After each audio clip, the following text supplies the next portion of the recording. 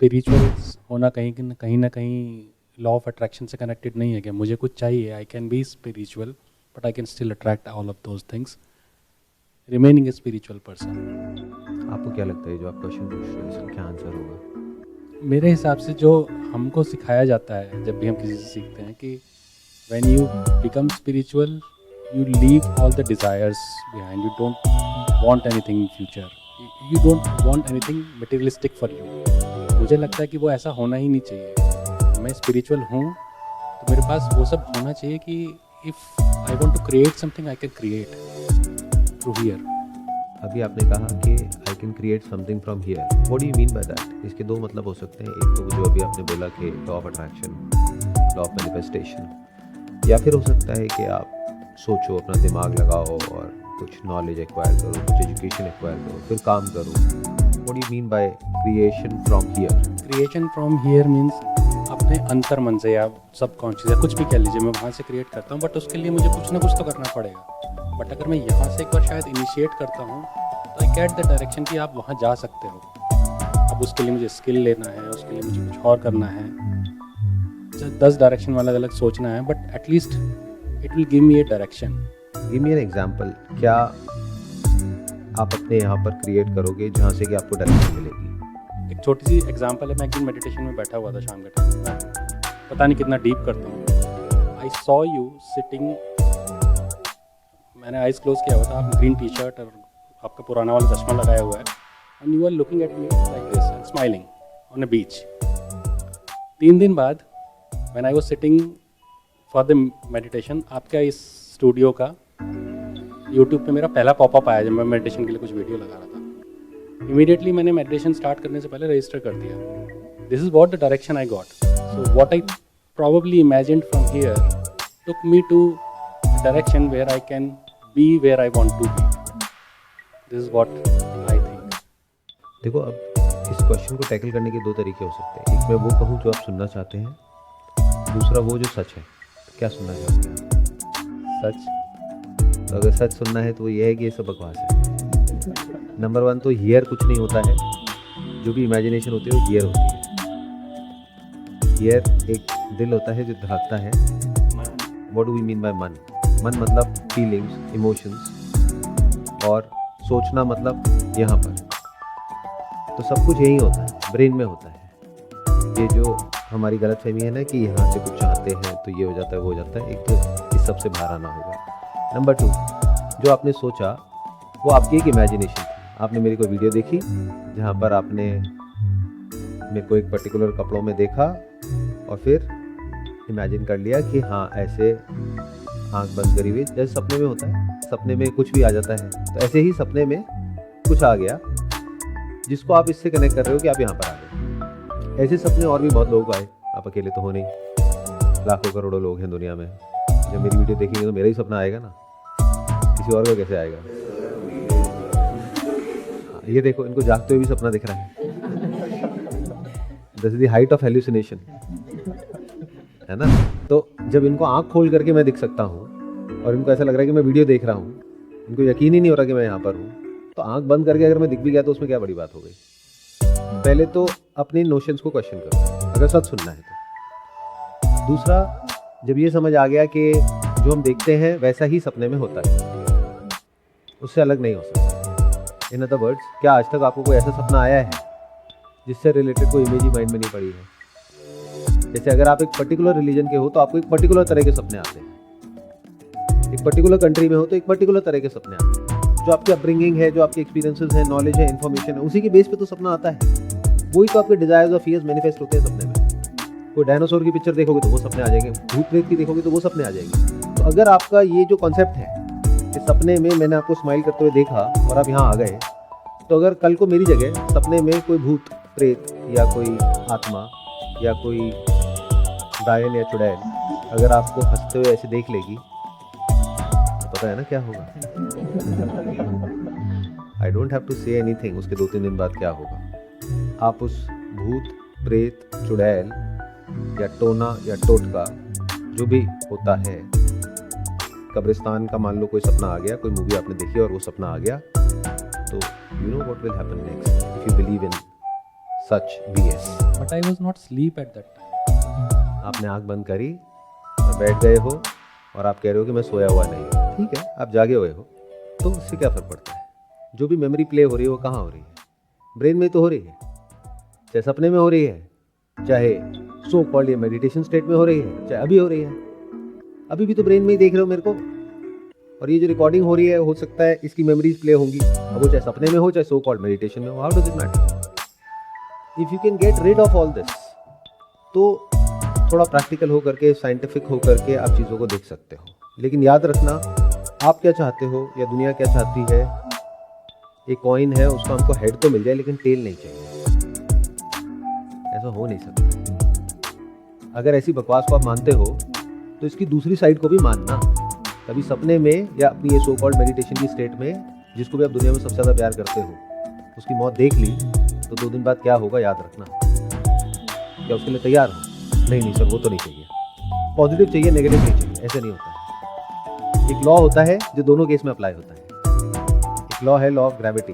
ऊपर से किसी चीज़ को छोड़ोगे, नीचे जा करके वो टूट जाएगी। अब चाहे चीज़ को छोड़ो चाहे किसी इंसान को छोड़ो, दोनों ही फटेंगे। ये नहीं हो सकता कि आप कहो हाँ लॉ ऑफ ग्रेविटी तो काम करता है, लेकिन जब मेरा मन करता है मेरे फायदे के लिए तो वो काम करता है, लेकिन जिसमें मेरा नुकसान है वहां पे काम नहीं करता है। This is superstition, this is unscientific thinking. तो पहले तो B scientific in your thinking, specially अगर आप ऐसी किसी जगह पर आ गए हो तो। हाँ, अगर किसी ऐसी जगह पर बैठे होते जहाँ पर किसी की फोटो होती और लोग नाच रहे हैं, गा रहे हैं, अपना मस्ती कर रहे हैं, तो बात अलग है। बट ऐसा तो कुछ नहीं है यहाँ पर। तो सबसे पहले तो इन गलत फहमियों से बाहर आ जाओ, और अगर नहीं आना चाहते दैट्स योर चॉइस, बट इसकी जो दूसरी साइड है उसको भी एक्सेप्ट करना पड़ेगा, फिर पूरा करना पड़ेगा। अगर लॉ ऑफ मैनिफेस्टेशन काम करता है तो जो भी आप कह रहे हो अंदर से वो हुआ, तो अंदर से जो भी हुआ पॉजिटिव, आज पॉजिटिव हुआ वो हो गया ना यहाँ पर, तो कल नेगेटिव होगा तो वो भी होगा। और जब इंसान मानता है तो फिर सब कुछ ही होता है। कल को आपके घर के बाहर कोई मान लो किसी के बाल मिल जाते हैं जिसके ऊपर खून लगा हुआ है, या फिर कुछ नींबू मिर्च वो सब पड़ा हुआ है, तो समझ जाना कि क्योंकि आपकी ऐसी थिंकिंग है तो वो अगर काम नहीं भी करता होगा तो आपके ऊपर काम करेगा। This is the beginning of a superstitious mind. मानो तो पूरा मानो, नहीं तो कुछ भी नहीं। और जहां आपने कुछ भी मान लिया तो समझ जाओ वहीं से आपका डाउनफॉल शुरू हो गया। आपकी जो डोर है वो किसी और के हाथ में। फिलहाल आपको अच्छा लग रहा है क्योंकि आपकी डोर किसके हाथ में है? ये जो उल्टी सीधी किताबें लोगों ने लिखी है इससे रिलेटेड, जिन किताबों के थ्रू लोगों के सपने पूरे हुए या नहीं हुए उस पर एक बहुत बड़ा क्वेश्चन मार्क है। जिन्होंने लिखी उनके सपने तो पूरे हो गए, वो करोड़ों में खेल रहे हैं। और वो रेफरेंस क्या देंगे? Anecdotal, not statistical. एनेक्डोटल क्या होता है? ये देखो इसने किताब पढ़ी और इसने इमेजिन किया कि मेरे को बड़ा बंगला मिलेगा, बड़ी गाड़ी मिलेगी, और इसको मिल गई। कितनों ने पढ़ी और कितनों को मिली? इसको साइंस कहोगे या बकवास कहोगे? और ऐसी बकवासों को मानते क्यों हैं? बिकॉज शॉर्टकट है। तो इन सब चीज़ों से बाहर निकल आओ जितनी जल्दी निकल सकते हो। ये सब कुछ नहीं होता है, इसको अच्छे से समझ जाओ। हाँ, तब होता है जब आप अननेसेसरी इसको मान रहे हो, वो भी हो नहीं रहा है, फिर उसको अननेसेसरी अपने ही माइंड में को रिलेट कर रहे हो। जबकि ऐसी लाखों चीज़ें होती हैं जो आपके माइंड में होती हैं बट एक्चुअल में नहीं होती। और अगर ऐसा करना ही है, अरे तो कुछ बड़ा करो ना, ये छोटा मोटा क्या करना है? यहाँ पर आकर के मिला क्या? पहली बार आए हो और शायद आखिरी बार आए हो। दोबारा तो आने की पॉसिबिलिटी भी बहुत कम है, क्योंकि हमारा जो सिस्टम है वो इस तरीके से डिज़ाइन है कि दोबारा से हम नहीं बुलाते सेम लोगों को। लाखों लोग हैं जो अटेंड करना चाहते हैं। तो यहाँ क्या मिला? ना पैसा मिला, ना कुछ फ़ायदा हुआ, कुछ नहीं हुआ। अरे तो मांगना ही है तो कुछ बड़ा ही मांगो ना, यूनिकॉर्न कंपनी खड़ी करो, तब तो कुछ मज़ा आएगा। तो अभी मैंने जो भी कहा उससे क्या क्लैरिटी आई? कुछ क्लियर हुआ माइंड में? क्या हुआ बताइए, एक्सप्लेन करिए। If you believe in totality, not in fragments. If you believe positive, believe also in negative. Don't believe, don't trust in this, just believe in action. That is one. And second, इससे भी एक step और आगे बढ़ोगे, don't believe in anything. Believing is becoming more and more dumb. Believe क्यों करना है? मैं यहाँ पर बैठा हूँ, आपको ये believe करने की जरूरत है या you know it for sure? आप ये जान रहे हो, तो जब जानते हैं तो वहां पर कोई बिलीव थोड़ी ना होता है। बिलीव वो करना पड़ता है जो सच नहीं होता। झूठ में बिलीव की जरूरत पड़ती है। या तो आपको भूत में बिलीव करना है, या कुछ पॉजिटिव भूत प्रेत जो भी उसको बोलते रहो, एंजल्स में बिलीव करना हेवन में बिलीव करोगे तो हेल भी साथ में खड़ा हुआ है, याद रखना। तो why do you want to believe जब रियलिटी में ही करने को इतना कुछ है? रियलिटी कम पड़ गई है क्या जो बिलीव की जरूरत पड़ रही है? रियलिटी से बोर हो गए हो क्या? रियलिटी को समझ लिया है क्या? कुछ भी पता है रियलिटी के बारे में? Reality of this universe, reality of God, reality of life, reality of death, reality of yourself. Do you know anything about it? Reality of how to get rich. You can believe about how to get rich. Eventually that is what you want. ये manifestation और ये सारी जो चीजें हैं, law of attraction, किसके लिए है? ऐसा कुछ हम सोचेंगे और बहुत गहराई से सोचेंगे तो पैसा आ जाएगा। ऐसे पैसा आता है क्या? ये बिल्कुल ऐसा है कि मैं ऐसे सोचूंगा तो मैं एक सर्जन बन जाऊंगा। अरे नहीं, ऐसा नहीं होता है। कोई पूरी की पूरी साइंस है। ऐसे ही पैसा कमाना एक पूरी की पूरी साइंस है। ऐसे ही अगर होता अरे तो लॉटरी टिकट को इमेजिन करो, या किसी कैसीनो में वो होता है ना जो तीनों सेम आ जाते हैं, उसके बाद में जैकपॉट लग जाता है, वो इमेजिन करो और जाओ कैसीनो में जाकर के खेलो, लगा दो जितना पैसा है, 1 करोड़ लगाओ 100 करोड़ हो जाएगा, अगर इतना ही कॉन्फिडेंस है तो। ऐसा सब आप मानते हो, इसीलिए you become more and more vulnerable. ये मत समझो इससे कोई फायदा हो रहा है, इससे सिर्फ नुकसान हो रहा है, क्योंकि कुछ भी अपने माइंड में बिठा लोगे, अब आपको वो चीज चाहिए, अब आप बिल्कुल परफेक्ट शिकार हो ऐसे शिकारियों के लिए जो आपके जैसे लोग ढूंढ रहे हैं। जैसे जंगल में होता है ना कि उनको गंध आ जाती है तो उनको स्मेल आ जाएगी, और आपको स्मेल आ जाएगी ऐसे लोग जो आपने इमेजिन किया कि मेरे पास में 1 साल बाद 1 करोड़ रुपए होगा। तो जैसे ही आपको एक ऐसी वीडियो दिखेगी जहां पे कोई बंदा क्लेम करेगा कि अगले 1 साल में आप 1 करोड़ कमा सकते हो, तो आप उसकी तरफ अट्रैक्ट हो जाओगे। इसको बोलते हैं लॉ ऑफ अट्रैक्शन। अब वो बंदा जेन्युइन है या फ्रॉड है, वो तो तब सवाल उठेगा ना जब आप उस पोजीशन में हो कि आप अनबायस्ड होकर के उसको देख पाओ, बट यू ऑलरेडी बायस्ड। उस डिजायर ने आपका जो माइंड है, आपकी जो सोचने समझने की शक्ति है, उसको खत्म कर दिया है। डिजायर और फियर यही करता है, इंसान की सोचने समझने की शक्तियों को खत्म कर देता है, क्वेश्चनिंग एबिलिटीज को खत्म कर देता है, जहां आपने कुछ भी बिलीव किया। और ये मत समझो ये जो बिलीव ये सिर्फ वैसे काम करता है जैसे आप समझते हैं कि मैंने कुछ माना। इनफैक्ट वो तो सबसे मुश्किल बिलीफ है, मतलब that takes hell lot of time, hell lot of energy, एक बिलीफ को अंदर एस्टैब्लिश करने के लिए at a subconscious level. But already आपके सबकॉन्शियस में क्या क्या पड़ा हुआ है वो तो कभी हम देखते ही नहीं। उल्टा जो पड़ा हुआ है उसको क्वेश्चन करने की बजाय और उसमें फीड करने की कोशिश कर रहे हैं, जिसको रीइंफोर्स आपको लाखों बार करना पड़ेगा तब जाकर के मानोगे, और फिर अगर करोड़ों बार कर लोगे तो वो होने लग जाएगा। जैसे कुछ मत करो, घर में बैठ जाओ और बोलो कि मेरे कमरे में भूत है, मेरे कमरे में भूत है, मेरे कमरे में भूत है। ये भी छोड़ो, शादी हो गई, चलो आपकी बात नहीं करते कोई भी, जैसे शादी जिसकी हो गई तो अपने मन में बोलता रहो मेरी बीवी भूत है, मेरी बीवी भूत है, मेरी बीवी भूत है। कुछ दिन में भूत दिखेगी, देखना सारा आपका बिहेवियर चेंज हो जाएगा। अगर 1 लाख बार बोल दो फिर देखो क्या होता है। आपको भूत ना दिखने लग जाए तो बता, you will start seeing it, manifest होगी। बट कितनी बार बोलने के बाद? 1 लाख बार बोलने के बाद। बट इतना कुछ ऑलरेडी आपके सबकॉन्शियस में पड़ा हुआ है, उससे पीछा छुड़ाना इज स्पिरिचुअलिटी। बट स्पिरिचुअलिटी में भी आकर के हम क्या कर रहे हैं? नए नए बिलीफ पैदा कर रहे हैं, एज इफ की जो एग्जिस्टिंग है वो हमको कुछ हेल्प कर रहे हैं। वही आपकी लाइफ की सारी प्रॉब्लम्स की जड़ है। जैसे एक बिलीफ है बहुत स्ट्रांगली आप सबके अंदर बैठा हुआ है, डीपली बैठा हुआ है। क्यों? क्योंकि आपकी कंडीशनिंग हो गई। मैंने कहा ना, चाहे झूठ हो चाहे सच हो, हजारों लाखों बार आपको एक बात बोल दी जाए तो आपके दिमाग में बैठ जाती है। कहाँ? कॉन्शियस में नहीं, सबकॉन्शियस में। ऐसे ही एडवर्टाइजिंग काम करती है। नहीं तो सोचो, एक ऐड को बार बार क्यों दिखाते हैं? एक ऐड पड़ती है मान लो 10 लाख रुपए की, 10 सेकंड की, तो उसको 100 बार क्यों दिखा रहे हैं? इतना पैसा क्यों लगा रहे हैं? बेवकूफ है क्या वो? जिसने देखना होगा 1 बार में भी देख लेगा, जिसने नहीं देखना होगा 100 बार में भी नहीं देखेगा। तो 100 बार क्यों? इसको बोलते हैं रीइंफोर्समेंट। जितना ज्यादा रीइंफोर्स किया जाएगा चारों तरफ से आपके माइंड में किसी भी झूठ को या किसी भी ऐसी बात को जो वो चाहते हैं कि आप मानो, तभी तो वो करोगे, तभी तो एक्शन लोगे, नहीं तो डर जाओगे एक्शन लेने। इसलिए इतना रीइंफोर्स कर दिया जाता है बार बार दिखा करके, बोल करके कि आपको लगने लग जाता है कि वो सच है, और जैसे ही कोई उससे अलग कुछ भी बोलता है आप उसकी बात ही नहीं सुनते, एक कान से सुनते हो दूसरे से निकालते हो, उससे लड़ने लग जाते हो। ऐसी है ये दुनिया, कोई लेफ्ट में है कोई राइट में है, अनबायस्ड तो कोई है ही नहीं, किसी ने कुछ मान लिया किसी ने कुछ मान लिया और आपस में लड़ रहे हैं बैठ कर। जैसे एक एग्जांपल दूं जिससे आप सब मजे से रिलेट करोगे, मैं 2 वर्ड्स बोलूंगा, बाकी के 2 वर्ड्स आप कंप्लीट करोगे नहीं, वो कंप्लीट हो जाएंगे, ये आपके सबकॉन्शियस से बाहर आएंगे। इसको बोलते हैं कंडीशनिंग, इसको बोलते हैं बिलीफ, इसको बोलते हैं प्रोग्रामिंग। मैं 2 वर्ड बोलूंगा, बाकी के 2 वर्ड आप लोग एक साथ बोलना। म्यूचुअल फंड सही है। ये क्या हुआ है? ये माइंड में छप चुका है कि ये सही है, लाइक उसमें क्वेश्चन नहीं है कि लाइक क्यों सही है, ये सही है भी या नहीं है भी कि नहीं है, और लाइक होता क्या है, लाइक ये उसका लोगों को आइडिया नहीं होता कि ये चीज़ क्या है, लेकिन उसके लिए वो श्योर होते हैं कि सही है, कि सही है।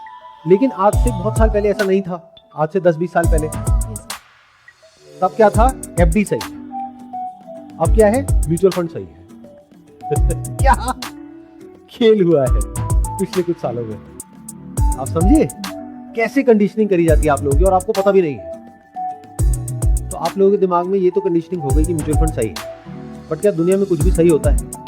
क्या कोई भी ऐसा इंसान है जो सही है, या कोई भी ऐसी चीज है जो सही है? क्या सही भी होती है और गलत भी होती है? क्या दुनिया में कुछ भी ऐसा है जो सिर्फ पॉजिटिव है? Is it possible? Everything has its own opposite side.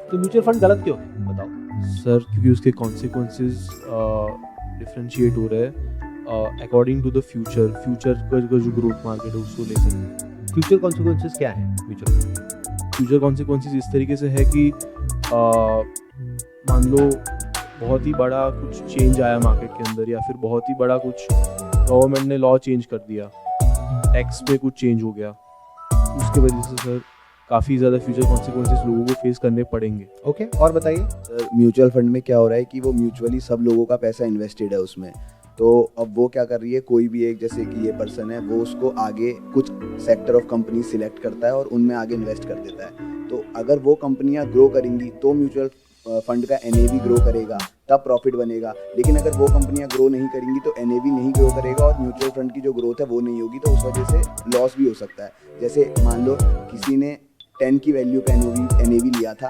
लेकिन वो आज जा चुका है 18 की वैल्यू पे, और उसको लग रहा है कि अब 18 की वैल्यू के बाद अब वो 19-20 जाएगा, तब वो एक्सपेक्ट करके म्यूचुअल फंड सही है वाले कंसेप्ट से उस पर इन्वेस्ट करेगा कि 18 से 19-20 है, मगर उसकी रियलिटी है ये वो 18 से 15 से 12 से 10 जाके 0 भी हो सकता है, तो उसका वो कॉन्सिक्वेंस है। क्या सिर्फ ये देखना होता है कि जिन कंपनीज में उस म्यूचुअल फंड ने इन्वेस्ट किया है, मान लो 50 स्टॉक्स में इन्वेस्ट किया है, ये 50 स्टॉक्स क्या हैं? 50 बिजनेसेस। तो क्या सिर्फ ये देखना इंपॉर्टेंट है कि 50 बिजनेसेस ग्रो करेंगे तो म्यूचुअल फंड की जो NAV है वो बढ़ेगी, या फिर ये भी देखना ज़रूरी है कि किस प्राइस पे बाय किया गया है और एक्चुअल में उस बिजनेस की वैल्यू क्या है, कि वो प्राइस उस बिजनेस की वैल्यू से ऊपर खरीदा गया है या नीचे? क्या ये देखना इंपॉर्टेंट है या नहीं? यस सर, सबसे इम्पोर्टेंट वही है। बट अगर मान लो मार्केट पूरी की पूरी एक ओवर वैल्यू टेरिटरी में है, यानी कि एक बिजनेस की वैल्यू कैसे कैलकुलेट होती है? मान लो आप एक बिजनेस करते हैं, उसकी वैल्यू कैसे कैलकुलेट होती है? जो कंपनी के एसेट्स के बेसिस पे वैल्यूएशन कैलकुलेट होगी। एसेट्स के बेसिस पे वैल्यूएशन कैलकुलेट होगी, that is one part of it. लेकिन जो बिजनेस की इंट्रिंसिक वैल्यू होती है, हम एक बिजनेस को खरीद रहे हैं, जब आप किसी बिजनेस का स्टॉक लेते हैं तो आप उसके ओनर बन रहे हैं, आप उस बिजनेस को खरीद रहे हैं, तो आप किस बेसिस पे डिसाइड करोगे कि मैं उस बिजनेस को खरीदूं या नहीं खरीदूं? On the basis of assets. For example एक चाय की दुकान है, उसमें उसने 1 करोड़ रुपए के उसके पास में एसेट्स हैं, तो क्या आप उसको 1 करोड़ रुपए दे दोगे उस बिजनेस का, या फिर कुछ और भी देखोगे जिसके बेस पे आप कैलकुलेट करोगे कि मेरे को ये बिजनेस कितने में लेना है? Revenue, profit. Exactly, revenue, profit. और आपको ये देखना होगा कि प्रॉफिट भी जो आया, एक होता है ग्रॉस प्रॉफिट, एक होता है net profit after paying taxes, वो एक्चुअल में प्रॉफिट है जो इस बिजनेस में कैश आया। तो आपको देखना है कि आप अपना कैश कितने सालों में रिकवर कर सकते हो। इसको बोलते हैं PE ratio, price to earning ratio, PE multiple बोलते हैं इसको, जिसके बेस पे ये पता लगता है कि वो बिजनेस ओवर वैल्यूड है या अंडर वैल्यूड है। ऑल्सो लोन्स के बेसिस पे भी, कि कितनी उसकी क्रेडिट वैल्यू है. यू आर एब्सोल्युटली राइट कि कहीं ऐसा तो नहीं है वो जो बिजनेस है उसने इतने लोन ले लिए हैं कि वो चुका ही नहीं सकता है. बट ये मान करके चलते हैं कि जो म्यूचुअल फंड मैनेजर है वो इन सबको तो बेसिक चीजों को देख लेगा. बट आपने जब एक म्यूचुअल फंड में पैसा लगाया तो उसके पास में कोई चॉइस नहीं है. अगर आपने इक्विटी में लगाया तो उसको इन्वेस्ट करना ही पड़ेगा. और अगर ओवरऑल मार्केट ओवर वैल्यूड है यानी बिजनेस की वैल्यूएशन होनी चाहिए 100 रुपए और वो ऑलरेडी 500 रुपए है तब भी वो महंगा है. तो इसके लिए एक मैक्रो विजन चाहिए. प्रॉपर्ली समझना पड़ेगा कि इसका रिस्क क्या है. कि सही है तो समझ आता है, गलत क्यों है. अगर किसी वजह से फ्यूचर में इंडियन इकोनॉमी में कोई मेजर इशू आ जाता है, एक मेजर स्लो डाउन आ जाता है, तो क्या होगा? Market will crash. बट अब यहाँ पर हमारे माइंड में क्या आएगा कि क्रैश तो पहले भी बहुत बार हुआ है, इसमें क्या बड़ी बात है. क्रैश होता है 1-2 साल में फिर ऊपर आ जाता है. यही आ रहा है ना माइंड में. This is again part of conditioning based upon what? Based upon past knowledge, past information. Future में अगर कुछ ऐसा हो गया जो बहुत सारी कंट्रीज में हुआ है बट हमें क्या लगता है कि वो तो वहां हुआ है, हमारे यहाँ थोड़ी ना हो सकता है. We think like कोविड आया था, कोविड चला गया. एग्जैक्टली कोविड आया, कोविड चला गया. 2008 में फाइनेंशियल क्राइसिस आई, चली गई. उससे पहले 2000 में .com बस्ट हुआ, चला गया. ऐसे हमको क्या लग रहा है अगर आएगा चला जाएगा 1-2 साल में, हमें क्या फर्क पड़ता है. बट अगर कुछ ऐसा हुआ जिसके बाद में किसी वजह से मान लो एज एन इकोनॉमी अगर हम वापस से ग्रो नहीं कर पाए बिकॉज ऑफ एनी रीजन, तो क्या होगा आपके म्यूचुअल फंड इन्वेस्टमेंट का? Loss. कितना loss? Maximum up to like which we have invested. No, यही तो चीजें हैं जिसको हमको समझना है. मान लो आपने 100 रुपए लगाए और वो 50 रुपए रह गए उसकी एनएवी, तो आपका नुकसान कितना हुआ? 50 रुपए का. आपने आज 100 रुपए लगाए और 100 रुपए का 50 रुपए रह गया, तो आपका लॉस कितना हुआ? 50% on books, but like we are not getting the returns, so we are losing that returns also, and plus inflation is also rising. Exactly इन दोनों फैक्टर्स को भी देखना होगा कि अगर ये पैसा वहां ना लगाते कहीं और लगाते और वहां पर मान लो आपको 7-8% की भी रिटर्न आती तो 25% की वो रिटर्न गई आपकी 3 साल में जो आनी थी, यानी 100 का 125 होता, तो 125 का 50 हुआ है. That is one. Plus inflation भी बढ़ गई है. इन्फ्लेशन मान लो 5% से बढ़ी तो 15 रुपए का वो फर्क आ गया है. तो आपकी परचेजिंग वैल्यू भी तो कम हो गई इन्फ्लेशन की वजह से. जो चीज पहले एक समय पर 100 रुपए में आती थी, अब because of that 5% inflation year on year अब वो 115 की हो गई है मार्केट में. आपकी जेब में कितना पैसा है? 50 रुपए. वैसे कितना होता? 125 रुपए. लॉस छोटा नहीं है, रिस्क छोटा नहीं है. और अगर तो ये टेम्पररी हो जैसे पास में हुआ, वापस से ऊपर आ जाए तो कोई दिक्कत नहीं है. बट क्या वो लिख के देते हैं कि मिनिमम इतना ही होगा? बस एंड में बोल देते हैं subject to market conditions and risk, जो किसी को समझ नहीं आता है, कोई पढ़ता ही नहीं है. क्यों? क्योंकि कंडीशनिंग हो गई. तो अगर वो नीचे जाए, अगर वो एक पर्टिकुलर पॉइंट पे जाए जहाँ पे उसकी रीजनेबल वैल्यूएशन है उन बिजनेसेस की, और वहाँ पर जाकर के स्टक हो जाए, लेकिन कंडीशंस और बिगड़ जाए, तो वो और नीचे भी तो जा सकता है. अगर उस वक्त पैसा निकाला तो मरे, नहीं निकाला तो मरे. ये है रिस्क. इसके बारे में कोई बात नहीं करता है. इसको बोलते हैं बिलीफ और रियलिटी के बीच में फर्क को देख लेना.